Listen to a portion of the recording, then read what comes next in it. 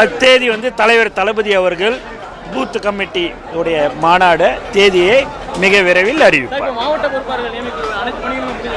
அதான் பண்ணிக்கிட்டே இருக்கிறோம். இன்னும் நிறைய ஒன்றியம் நகரம் எல்லாமே தலைவர் அவர்கள் அறிவிப்பார்கள்.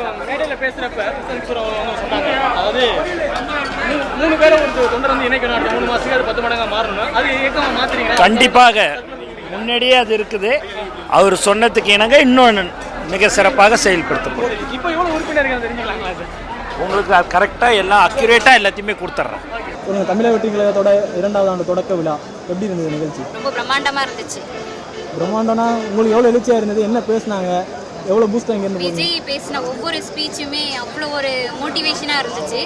அதாவது டிவிகே வந்து ஒவ்வொரு நாளுமே பயங்கர வளர்ச்சி அடைஞ்சிட்டே இருக்கு. வளர்ச்சினா ஒரு சின்ன சின்ன, அதாவது பெண்கள் எல்லாருமே ரொம்ப ஆர்வமா அந்த கட்சியில சேரணும்ன்ற ஒரு ஆர்வத்தோட கலந்துக்கிறாங்க.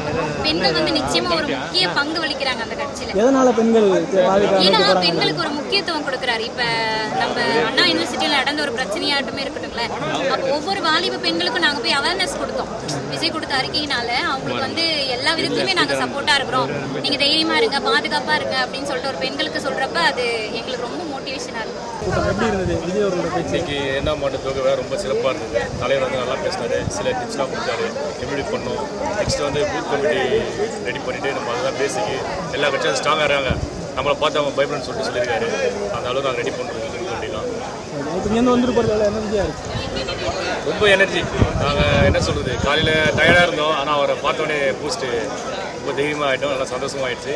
அவர் நல்லா கைட் பண்ணார், எங்களை நல்லா ஆலோசனை வழங்கினார், நாங்கள் ஏற்றுக்கணும். இங்கே இன்றைக்கி இந்த கூட்டம் நடந்ததில்ல 2ஆம் ஆண்டு தொடக்க விழா எப்படி இருந்தது? சூப்பராக இருந்துச்சு. எதிர்பார்க்காத ஸ்பீச்சாக. அங்கே இன்னொருத்தர் இங்கிலீஷில் பேசினார்ல, அவர் யாரும் தெரியுமா உங்களுக்கு? தெரியும். சொல்லுங்க, யார்?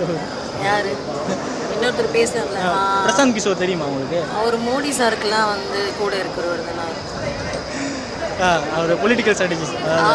அவருக்கு அவரை பற்றி தெரியுமா? அதுக்கு முன்னாடி கேள்விப்பட்டிருக்கீங்களா? தெரியாது, தளபதி தான் தெரியும். அவர்லாம் எனக்கு தெரியாது. தளபதி தளபதி தளபதி தளபதி.